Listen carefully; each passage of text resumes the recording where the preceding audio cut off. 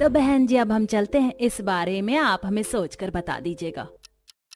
देखा माँ, मैंने तो आपसे पहले ही कहा था कि ये लोग भी मुझे पसंद करके जाएंगे। आखिरकार इस काली कलूटन को कौन ही पसंद करेगा। नताशा तमीज से बात करो, सिमरन तुम्हारी बड़ी बहन है, इसकी शक्ल है तमीज से बात करने वाली। माँ मैं तो कह रही हूँ कि आप मेरा ही रिश्ता कर दो, वरना इसके रिश्ते के चक्कर में मैं ना बूढ़ी हो जाऊं।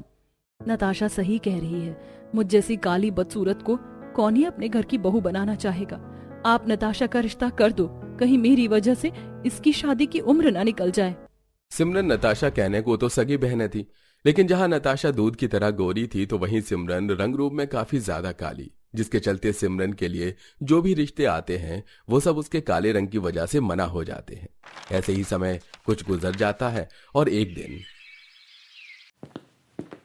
भाग्यवान मुबारक हो, हमारी दोनों बेटियों का रिश्ता लग गया है, वो भी एक ही जगह, आमने सामने ससुराल है इन दोनों का, और बीच में एक सुंदर सी नदी। मेरी दोनों बेटियां काफी खुश रहेंगी। और तो और सिमरन का जिस घर में रिश्ता हुआ है उन्हें तो उसके काले रंग से भी कोई दिक्कत नहीं है। क्या कहा आपने? शादी के बाद भी ये काली मेरे सामने ही रहेगी? सारी जिंदगी से बर्दाश्त किया है, लेकिन अब और नहीं। नताशा गुस्से में अपने कमरे में चली जाती है। समय गुजरता है और दोनों बहनों की शादी हो जाती है। जहां नदी के एक तरफ गोरी बहन का ससुराल होता है तो वहीं दूसरी तरफ काली बहन का। ऐसे ही शादी का दिन गुजरता है और आज दोनों की पहली रसोई की रस्म होती है। मेरे ससुराल की रसोई भी कितनी बड़ी है और यहाँ तो खिड़कियां भी बनी है। जल्दी से खिड़की खोल लेती हूँ, सामने बनी सुंदर सी नदी को देख देख कर पहली रसोई का खाना बनाऊंगी। नताशा जैसे ही नदी का नजारा देखने के लिए खिड़की खोलती है तो उसकी नजर नदी के उस पार बनी काली बहन की रसोई की खिड़की पर जाती है, जहां उसकी काली बहन भी अपनी रसोई की खिड़की से नदी का नजारा देख रही होती है। सारा दिन खराब जाएगा। सोचा था कि नदी किनारे ससुराल है तो रोज सुबह सुबह सुंदर नजारा देखने को मिलेगा, लेकिन इससे पहले इस काली मनहूस की शक्ल देखने को मिल गई। इससे पहले सिमरन नताशा को आवाज देती, नताशा सिमरन के मुंह पर खिड़की बंद कर देती है, जिससे सिमरन को काफी बुरा लगता है। और ऐसे ही एक दो दिन गुजर जाते हैं। घर का सारा काम खत्म कर सिमरन नदी में अपने पैर छोड़कर बैठी होती है कि तभी नताशा भी अपने घर से बाहर निकलती है। ये देख, अरे नताशा आओ, तुम भी नदी में पैर छोड़कर बैठ जाओ, काफी ठंडा ठंडा पानी है। नदी में पैर छोड़कर मैं तो तब बैठूंगी ना जब तुम अपने काले पैर इस नदी के पानी से बाहर निकालोगी। कहीं तुम्हारे काले पैरों का काला रंग इस नदी के पानी को भी काला कर देगा तो। एक बार फिर नताशा अपनी बहन को उसके काले रंग का ताना देकर अपने कमरे में चली जाती है। और ऐसे ही कुछ समय और गुजरता है। आज मौसम काफी अच्छा था, इसलिए सिमरन अपनी सास, नंद और पति के साथ आंगन में बैठकर चूल्हे पर पकौड़े बना रही होती है। वाह सिमरन, तुमने तो आज मौसम बना दिया, कितने बढ़िया पकौड़े बनाए हैं तुमने। हाँ भाभी, मजा ही आ गया गर्मा गर्म पकौड़े खाकर। माँ जी उस तरफ मेरी बहन अपने ससुराल वालों के साथ बैठी हुई है, क्या मैं उसे भी थोड़े पकौड़े दे आऊं? हाँ बहू, क्यों नहीं, जा दिया, ये भी भला कोई पूछने की बात है। नदी को पार करने के लिए पास में एक छोटा सा पुल बना था। सिमरन गर्मा गर्म पकौड़े लिए पुल पार करके अपनी बहन नताशा के पास जाती है। आज मैंने सबके लिए पकौड़े बनाए थे तो सोचा आप लोगों के लिए भी ले आऊं। खुशबू तो काफी बढ़िया आ रही है। माँ जी सिर्फ खुशबू ही बढ़िया आ रही है, खा मत लीजिएगा, कहीं इस काली कलूटन के हाथ के बने हुए पकौड़े खाकर आप लोग काले हो गए तो। नताशा ये तुम क्या कह रही हो? जो कह रही हूँ ना सही कह रही हूँ। किसने कहा कि मेरे ससुराल वालों के लिए पकौड़े लेकर आओ? चुपचाप से पकौड़े लो, निकलो यहाँ से। भाभी, सिमरन भाभी आपकी बहन है, ये आप किस तरह से बात कर रही हो उनसे? तुम तो चुप रहो श्रेया, बचपन से मैं इसे झेल रही हूँ, तुम नहीं। और तुम खड़ी खड़ी क्या देख रही हो? गई नहीं अभी तक, जाओ यहाँ से। सिमरन बेइज्जत होकर आंखों में आंसू लिए आती है, जिसे देख सिमरन के ससुराल वाले उसे संभालते हैं। ऐसे ही कुछ महीने गुजर जाते हैं और अब दोनों बहनें गर्भवती होती हैं। नताशा नदी किनारे बैठकर फोन में देखते हुए कुछ चीज खा रही होती है। केला और स्ट्रॉबेरी खाने से भी बच्चे का रंग गोरा होता है, और अगर साथ में केसर वाला दूध पिए ये तो और भी अच्छा है। और भी कई तरह की चीज है, ये सब चीज ऑर्डर कर लेती हूँ, मेरा बच्चा तो मुझसे भी ज्यादा गोरा होना चाहिए। नताशा अपने होने वाले बच्चे का रंग और गोरा करने के लिए तरह तरह के फल खा रही होती है कि तभी वहाँ सिमरन अपनी सास के साथ प्रसाद लिए आती है। नताशा, हम लोग मंदिर गए थे ना, वहीं का प्रसाद है, लेकिन तुम ये इतने सारे फल क्यों खा रही हो? इन सबको खाने से होने वाला बच्चा गोरा होता है और मैं चाहती हूँ कि मेरा बच्चा भी गोरा हो। मैं तो कह रही हूँ कि तुम भी ये सब खाना शुरू कर दो ताकि तुम्हारा बच्चा तुम्हारी तरह काला ना पैदा हो। बच्चा काला हो या गोरा, उसकी माँ के लिए वो उसका लाल ही रहता है। अगर मेरा बच्चा भी काला हुआ तो मुझे इससे कोई फर्क नहीं पड़ेगा, मैं उसे तब भी प्यार करूंगी। लेकिन मैं ऐसी नहीं हूँ। मैं जितनी गोरी हूँ, मैं चाहती हूँ मेरा बच्चा उससे भी ज्यादा गोरा हो, बहुत खूबसूरत हो, समझी? और तू अपनी ये काली शक्ल लेकर बार बार मेरे सामने मत आया कर, कहीं तेरी काली शक्ल देख देख कर मेरा बच्चा भी काला हो गया तो। एक बार फिर नताशा सिमरन को उसके काले रंग का ताना देने लगती है और ऐसे ही कुछ हफ्ते और गुजर जाते हैं। आज गर्मी काफी ज्यादा थी तो इसलिए सिमरन और नताशा के ससुराल वाले नदी में ही नहाने लगते हैं, जिसे देख नताशा, मेरी बेचारी बहन, तेरे नहाने का कोई फायदा नहीं। तूने वो कहावत तो सुनी होगी ना कि कौवा कितनी ही देर पानी में क्यों ना रह ले, लेकिन वो हंस नहीं बन सकता। हद होती है बहू, तू क्यों बार बार अपनी बहन को इस तरह ताने देती है? नताशा के ससुराल वाले उसे काफी समझाते हैं, लेकिन नताशा अपनी हरकतों से बाज नहीं आती और ऐसे ही कुछ समय गुजर जाता है। अब जैसे जैसे नताशा की डिलीवरी के दिन आ रहे थे, वैसे वैसे वो बस अपने बच्चे को गोरा करने के लिए अलग अलग चीज खाने में ही लगी हुई थी। नताशा, तुम क्यों ये सब चीज खाती रहती हो? अगर हमारा बच्चा कम गोरा होगा भी तो मुझे उससे कोई दिक्कत नहीं है। तुमको दिक्कत नहीं है, लेकिन मुझे मेरा बच्चा गोरा चिट्टा चाहिए, अपने से भी ज्यादा गोरा। समय गुजरता है और दोनों बहनों की डिलीवरी का दिन आ जाता है, जहां हमें कुदरत का करिश्मा देखने को मिलता है। एक तरफ जहां काली बहन सिमरन को दूध के गोरे जैसा बेटा होता है, तो वहीं गोरी बहन नताशा को काले रंग का बच्चा। ऐसा नहीं हो सकता, ये काला बच्चा मेरा नहीं है। नताशा अपने बच्चे के काले रंग के चलते उसे अपनाने से ही मना कर देती है।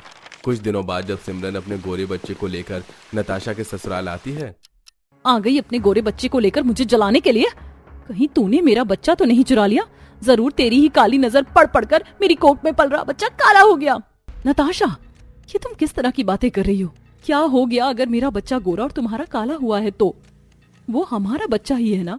ये फालतू का ज्ञान मुझे ना ही दो तो बेहतर है, समझी? जो कुछ भी हुआ तुम्हारी वजह से हुआ है। अपने बच्चे के काले रंग के चलते नताशा उसका बिल्कुल भी ध्यान नहीं रखती थी। चुप हो जाओ, सुबह से देख रही हूँ, रो रो कर सर में दर्द कर दिया है मेरे। अगर अब रोया ना तो उठाकर नदी में फेंक दूंगी। नताशा को अपने बच्चे की जरा भी फिक्र नहीं थी, तो वहीं सिमरन दिन रात अपने बच्चे को अपने सीने से लगाए रखती। ये देख प्रदीप, तुमसे अच्छी तो तुम्हारी बहन है, किस तरह अपने बच्चे को अपने सीने से लगाए रखती है, कितना प्यार करती है उसे। क्या तुम में जरा भी ममता नहीं आती अपने बच्चे को लेकर? आती, जरूर आती, अगर मेरा भी बच्चा मेरी तरह गोरा होता तो।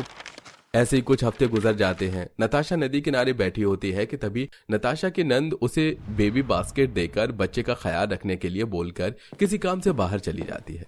तो वहीं नताशा फोन पर बात करते हुए आसपास घूमने लगती है।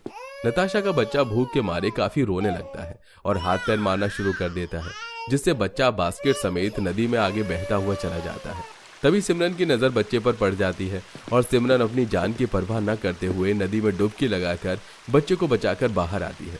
थोड़ी देर में सभी बाहर नदी किनारे इकट्ठा हो जाते हैं और नताशा पर काफी गुस्सा करने लगते हैं। कोई माँ अपने बच्चे के काले रंग के चलते उससे इतनी नफरत कैसे कर सकती है कि उसे उसकी जिंदगी तक का भी ख्याल ना हो? तुम माँ नहीं डायन हो, डायन। अगर मेरे बच्चे को कुछ हो जाता तो मैं तुम्हें कभी माफ नहीं करता। कोई जरूरत नहीं है बच्चे का ख्याल रखने की, हम सब देख लेंगे इसे। सिमरन, तुम्हारा बहुत बहुत शुक्रिया, हम तुम्हारा यह एहसान कभी नहीं भूलेंगे। इस हादसे के बाद नताशा को सदमा पहुंचा था। वो भले ही अपने बच्चे से नफरत करती थी, लेकिन वो उसकी जान नहीं लेना चाहती थी। ऐसे ही कुछ दिन गुजर जाते हैं। नताशा का बच्चा झूले में झूलते हुए अपनी माँ की तरफ देखकर मुस्कुरा रहा था, जिसे देख पहली बार नताशा के चेहरे पर हल्की सी मुस्कान आती है और वो किसी काम से बाहर जाती है, जहां नताशा को सड़क किनारे बैठे एक भिखारन दिखती है। मेरा राजा बेटा, कितना प्यारा लग रहा है, तुझे काला टीका लगा दूं कहीं किसी की नजर ना लगे। उस भिखारन को अपने बच्चे पर इतना प्यार लुटाता देख कहीं न कहीं अब नताशा की ममता जाग चुकी थी और वो रोते हुए घर आती है और अपने बच्चे को सीने से लगा लेती है। मुझे माफ कर दीजिए, मैंने अपने बेटे के काले रंग के चलते इससे इतनी नफरत की। मेरी वजह से मेरे बेटे की जान जा सकती थी। आज जब मैंने उस भिखारन को अपने बेटे पर प्यार लुटाता देखा तो मेरा कलेजा भर आया। मैं कितनी बुरी माँ हूँ। आज के बाद मैं अपने बेटे को अपने सीने से एक सेकंड के लिए भी दूर नहीं करूंगी। चलो, आखिरकार तेरी ममता जाग ही गई, यही मेरे लिए काफी है। लेकिन अब तुझे अपनी बहन से भी रिश्ते सुधारने होंगे। भूल मत, उसी की वजह से तेरा बच्चा आज तेरी गोद में है। नताशा को अपनी गलती का एहसास होता है और वो सिमरन से भी माफी मांगकर सालों पुराने अपने खराब रिश्ते को भी ठीक कर लेती है और अब दोनों बहनें अपने अपने बच्चे के साथ हंसी खुशी रहती हैं। आरती घर के बाहर बैठकर हाथ पंखा कर रही है। बहू, लाइट आ चुकी है, अंदर आ जा। नहीं माँ जी, मैं यहीं ठीक हूँ, वैसे भी मुझे आंगन में बैठने की आदत है। बाहर बैठकर हाथ पंखा कर रही हो, इससे अच्छा कमरे में कूलर के पास आकर बैठ जाओ। परिवार वालों के कहने पर आरती कमरे में आती है तो वहीं कमरे में बैठी एक पंखा और कूलर चलाने के बाद भी शीतल को गर्मी लग रही होती है। ना ही पंखा हवा दे रहा है और ना ये कूलर, कैसा बेकार कूलर है। शीतल, अगर ऐसे ही कूलर के पास बैठी रहोगी तो कमरा ठंडा नहीं होने वाला। हम लोग कूलर में ही रहते, कूलर चलने से ही राहत मिलती है। अमित के कहने पर शीतल कूलर से थोड़ी दूर हो जाती है और तभी लाइट चली जाती है, जिसके बाद गर्मी से बौखलाई हुई घर के बाहर शीतल दरवाजा खोलकर बैठ जाती है। तभी उसकी नजर आरती पर पड़ती है। तुम इतनी गर्मी में इतने आराम से बाहर कैसे बैठ सकती हो? हाँ, गर्मी तो बहुत है, पर मुझे इतनी गर्मी बर्दाश्त करने की आदत है। हल्की हल्की हवा भी तो चल रही है। हमारे गांव में कूलर पंखे नहीं हुआ करते थे, तो हम ऐसे ही बाहर की हवा में आंगन में बैठते थे। अरे, मैं तो भूल ही गई थी, माँ जी की बहन की बहू तो गांव की है। तुम्हें तो धूप भी अच्छी लगती होगी। खैर, मैं कैसे घर में आ गई? इस घर में तो एसी भी नहीं है, मैं एसी में सोने वाली, कैसे इस गर्मी में यहाँ रहूंगी? गर्मी से परेशान शीतल अंदर बाहर कर रही होती है तो आरती आराम से कुर्सी पर बैठी होती है। इसी तरह कुछ दिन बीत जाते हैं और एक रात। माँ, देखो ना, भाभी अभी भी आंगन में ही खाट पर सो रही हैं। तभी शांति आरती के पास आकर कहती है, बहू, आंगन में क्यों सो रही है? कमरे में कूलर चल रहा है, तू कमरे में क्यों नहीं जाती? सास की आवाज सुनकर आरती नींद में उठकर बैठ जाती है। माँ जी, मुझे कूलर की हवा पसंद नहीं। मुझे डर है कि मेरी तबीयत खराब ना हो जाए, और वैसे भी मुझे तो सुकून आंगन में ही सोकर मिलता है। मेरी तो आदत है आंगन में सोने की। पर बहू, मैं तुझे ऐसे आंगन में तो सोने नहीं दे सकती। पड़ोस में ही तेरी मौसी सास रहती है, उसकी बहू शहरी है। अगर उसे पता चलेगा कि मेरी गाँव की बहू कूलर की हवा छोड़ बाहर आंगन में सोती है, तो वो तो मेरा बहुत मजाक बनाएगी पूरे गाँव में। वैसे भी वो मुझे बदनाम करने के मौके ढूंढती है, जलती जो है मुझसे। एक काम कर, तू छत पर जाकर सो जा, और हाँ, सुबह होने से पहले तू नीचे आ जाना, ताकि किसी की नजर तुझ पर ना पड़े। अपनी सास के कहने पर रात के 11:30 बजे आरती अपना बिस्तर लेकर छत पर सोने के लिए चली जाती है। तो वहीं कमरे में पंखे कूलर में सोने के बाद भी शीतल को पसीने आ रहे होते हैं, जिस वजह से रात के 11:30 बजे वो पूरा घर सिर पर उठा लेती है और सबको कमरे में बुलाती है और सब आते हैं। अमित, बबीता, माँ जी, कुछ करो, मुझसे अब ये और गर्मी बर्दाश्त नहीं हो रही। इस कूलर को देखो, इसमें से जरा भी हवा नहीं आ रही। मैं जब से भाभी यहाँ आई है, बस परेशान कर रही है हमें। आप इनके कमरे में एक और कूलर लाकर रख दो, ताकि खुद भी सो सके और हमें भी सोने दे। शीतल, बस आज की रात काट लो, मैं कल ही कमरे में एक और कूलर लगवाता हूँ। सोचा था शहरी बहू लेकर आऊंगी तो अपनी उस बहन को चिढ़ाऊंगी और पूरे गांव में दिखावा करूंगी, पर मैं शहरी बहू नहीं, खर्चीली बहू लेकर आ गई हूँ। लोगों को तो पता चलेगा तो क्या सोचेंगे? बेटा, कूलर लेकर आना तो छुपा कर लाना, और कोई पूछे तो मेरा नाम लेना कि माँ के कमरे का कूलर खराब हो गया है, वरना इसकी वजह से तो हमारी इज्जत मिट्टी में मिल जाएगी। आशा अपनी बहू से इतनी परेशान हो जाती है कि उसके कमरे में एक और कूलर लगवा देती है। एक और कूलर लगने के बाद भी शीतल को राहत नहीं मिलती।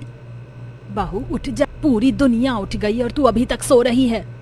सास की आवाज सुनकर शीतल उठकर बैठ जाती है। माँ जी, इस भयंकर गर्मी में पूरी दुनिया एसी में सो रही है और मैं कूलर में। वैसे मैं सारी रात सही से सो नहीं पाती। बहू, ऊपर देख, तेरे सर पर एक पंखा चल रहा है और कमरे में 2 कूलर, और तुझे अभी भी गर्मी लग रही है। कौन सी मिट्टी की बनी है तू? माँ जी, इस कूलर की हवा से मेरा कुछ नहीं होने वाला। मैं एसी में सोने वाली लड़की हूँ। आप मेरे कमरे में अब एक एसी लगवाओ, तभी मैं आपकी सुनूंगी। अब भाभी ने तो आपकी नाक कटवाने की ठान रखी है। माँ, शीतल की इन हरकतों से परेशान आशा को कुछ समझ नहीं आ रहा होता है। तो वहीं कुछ दिन बीतते हैं और छत पर सारी रात आरती को सही से नींद नहीं आती और वो छत पर ही रात भर घूमती है। कूलर चलाकर नींद नहीं आती और आंगन में माँ जी सोने नहीं देती। छत पर इतने चांद सितारे हैं कि मुझे यहाँ भी नींद नहीं आती। क्या करूँ? नींद ही नहीं आ रही है, पर छत पर तो सोना पड़ेगा। इतना बोल आरती छत पर बैठकर सोने लगती है। जैसे ही उसकी आंख लगती है, सुबह हो जाती है और सुबह होने से पहले वो नीचे आ जाती है। इसी तरह कुछ दिन बीत जाते हैं और एक दिन जब लाइट नहीं होती तो दोनों बहनें अपने अपने घर के दरवाजे पर बैठी होती हैं और उनकी बहुएं घर की बालकनी पर बैठी थीं। अरे शांति बहन, तुम्हारी बहू कौन सी मिट्टी की बनी? कभी नजर ही नहीं आती। उसे गर्मी नहीं लगती क्या, या तुम उसे बाहर नहीं आने देती? ऐसा नहीं है आंटी जी, मेरी सास बहुत अच्छी हैं। मैं बालकनी में ही बैठी हूँ। वहाँ क्यों बैठी हो बहू? थोड़ा बाहर आओ, देखो हवा चल रही है। और आशा बहन, अपनी बहू को भी बुला लो। चलो, किसी को तो मेरी चिंता है। सुन लिया माँ जी, गर्मी बढ़ती जा रही है, अब तो कुछ करो। शीतल के इतना बोलते ही आशा उसे अंदर जाने का इशारा करती है और शीतल अंदर आ जाती है। अरे बहन, तुमने तो अपनी शहरी बहू को ही डरा कर भगा दिया। मैंने उसे डरा कर भगाया नहीं है, बल्कि उसे पता है सास की इज्जत कैसे की जाती है। भले ही शहरी है पर बहुत संस्कारी है मेरी बहू। हाँ, वो तो हम सब ने देख लिया, कितनी संस्कारी है तुम्हारी बहू। दोनों बहन आपस में लड़ना शुरू कर देती हैं और तभी लाइट आ जाती है और दोनों की दोनों अपने अपने घर में जाती हैं, जहां कूलर चलाकर शांति अपनी बहू को बैठाकर लिविंग हॉल में समझाती है। देखा बहू, कैसे लोग चील की तरह नजर रखते हैं, इसीलिए तुम्हें सावधानी के साथ छत पर सोना है, ताकि कोई ये ना बोल सके कि मैं कैसे गांव की गंवार बहू लेकर आ गई जो कूलर में ना सोकर छत पर सोती है। तो वहीं आशा शीतल के कमरे में जाकर उसे सुनाती है, जो कूलर पंखा चलाकर बेड पर बैठी थी। बहू, अच्छे से जानती हूँ घर में एसी लगने के चक्कर में तूने आज ऐसी हरकत करी। अरे जब मैं तेरे कमरे में 2 कूलर लगवा सकती हूँ तो एसी भी लगवा सकती हूँ। 2 दिन सब्र रख ले, पता नहीं कैसी खर्चीली बहू लेकर आ गई मैं। अपनी बहू से परेशान होकर आशा उसके कमरे में एसी लगवा देती है और शीतल अपने कमरे में एक पंखा, 2 कूलर और एसी चलाकर आराम से लेटती है। आज लग रहा है ना कि मैं एसी में सो रही हूँ। आज तो मेरी नींद अच्छे से पूरी होगी। शीतल, तुम्हें अपना कमरा इतना ठंडा चाहिए था? ऐसे कमरे में तो मैं 2 मिनट भी खड़ा नहीं रह पाऊंगा। तुम अकेली सोना यहाँ पे। वहीं आरती कमरे में तकिया चटाई लेकर खड़ी थी, जिसे देख रवि कहता है, कूलर से देखो कमरा कितना ठंडा हो रहा है और तुम छत पर सोने जा रही हो। अगर किसी ने देख लिया तो लोग क्या सोचेंगे। खैर, अब तो मैं खुले में सोने की आदत है तो क्या ही कर सकते हैं, पर थोड़ा संभल कर। अब जहां एक तरफ शीतल 16 डिग्री पर एसी करके सोती है, तो वहीं छत पर बिस्तर लगाकर आरती सो रही होती है और उसकी पड़ोसन छत पर फोन पर बात करती आती है और आरती को छत पर सोता देख हैरान हो जाती है। अगले दिन कूलर की हवा में नाश्ता कर रही शांति के पास पड़ोसन आकर बैठती है और कहती है, शांति बहन, तुम्हारी बहू बेटे के बीच सब ठीक तो है? तुम्हारी बहू को मैंने कल रात को छत पर सोते देखा था। हाँ बहन, सब ठीक है। वो तो बहू के कमरे का कूलर खराब हो गया, बस इसीलिए वो छत पर सोने के लिए चली गई थी। शांति अपनी पड़ोसन से झूठ बोलकर बात संभाल लेती है। समय बीतता है और अब आरती शांति के कहने पर 1 बजे रात को छत पर सोने जाती है और 4 बजे नीचे आ जाती है, जिस वजह से उसकी नींद पूरी नहीं होती। तो वहीं शीतल इतने ठंडे कमरे में सोती है कि उसके कमरे में कोई कदम रखने को तैयार नहीं होता है, इसलिए वो उसे कॉल करके बाहर बुलाते हैं। भाभी, माँ बुला रही हैं, आ जाओ। ये बात तुम मेरे पास आकर भी कह सकती थी। नहीं, आपके पास मैं नहीं आ रही। आपका कमरा कश्मीर बना हुआ है, आप भी थोड़ा संभाल कर एसी चलाओ। अच्छी, तुम मेरी चिंता मत करो, मुझे ऐसे ही एसी में सोने की आदत है। भाभी, आपकी आंखें लाल हो गई हैं, कुछ दिनों से आप छत पर सो नहीं पा रही। मैं तो कहती हूँ धीरे धीरे कमरे में सोने की आदत डाल लो। अगर ठंड लगे तो चादर ओढ़ लेना। नहीं काजल, मैं ठीक हूँ। दोनों बहुएं अपने परिवार की एक नहीं सुनती, जिस वजह से दोनों ही बीमार पड़ जाती हैं। घर में कूलर होने के बाद भी गर्मी की वजह से इतनी तबीयत खराब हो गई। डॉक्टर जी, दरअसल मेरी बहू गांव की है, इसलिए उसे खुले में सोने की आदत है। आंगन में मैं सोने नहीं दे सकती, इसीलिए मेरी बहू सबसे छुपकर छत पर सोती है, जिस वजह से उसकी नींद पूरी नहीं होती और गर्मी की वजह से उसकी तबीयत खराब हो गई। आप डॉक्टर हैं, कुछ छुपा नहीं सकती, पर इस बारे में किसी को बताना मत। डॉक्टर आरती को दवाई देकर कुछ देर में शीतल के घर जाता है। अरे कमरे को कश्मीर बना रखा है। पहले आप लोग एसी कूलर पंखा सब बंद कीजिए। कितना ठंडा घर है, इतने ठंडे में सोगी तो बीमार ही पड़ोगी ना। एक बहन की बहू है जिसे कूलर की हवा भी बर्दाश्त नहीं है और आंगन में या छत पर सोना पसंद करती है। वहीं एक शहरी बहू है जिसने एसी चलाकर कमरे को शिमला बना रखा है। बातों ही बातों में डॉक्टर दोनों बहन की बहू का सच एक दूसरे को बताकर चले जाते हैं, जिसके बाद शीतल एसी बंद करके रहने की कोशिश करती है, तो वहीं आरती भी कूलर की हवा में रहने की कोशिश करती है। पर जब शीतल को गर्मी बर्दाश्त नहीं होती तो वो बाहर निकलती है, तो वहीं कूलर की हवा से आरती को ठंड लगती है और वो भी बाहर जाती है, जहां दोनों का आमना सामना होता है। कैसी इंसान हो तुम? तुम्हें इतनी गर्मी में भी कूलर की हवा बर्दाश्त नहीं कर पाती? तुम कैसी हो जो इतनी गर्मी में एसी, 2 कूलर सब चलाकर घर को शिमला बनाकर बैठी रहती हो ताकि कोई और तुम्हारे कमरे में ना आए? उन दोनों की आवाज सुनकर दोनों की सास और कुछ पड़ोसी भी घर के बाहर आते हैं। अरे देखो बहन, जैसे इन दोनों की सास जो कि बहन है आपस में सारी जिंदगी लड़ती रही, ये दिखाने के लिए कि उनकी शादी अच्छे घर में हुई है, इसी तरह अब उनकी बहुएं भी आपस में लड़ रही और ये दिखाने की कोशिश करी कि कौन किससे ज्यादा बेहतर है। पर असल में ये दोनों ही एक जैसी हैं। उस दिन पड़ोसी की यह बात सुनकर शांति और आशा के साथ उनकी बहुओं की भी नजरें झुक जाती हैं, जिसके बाद वो दोनों दिखावा करना बंद कर देती हैं और एक दूसरे के गले लगकर माफी मांगती हैं। साथ में उनकी बहुएं भी मौसम के अनुसार खुद को ढालने की कोशिश करती हैं।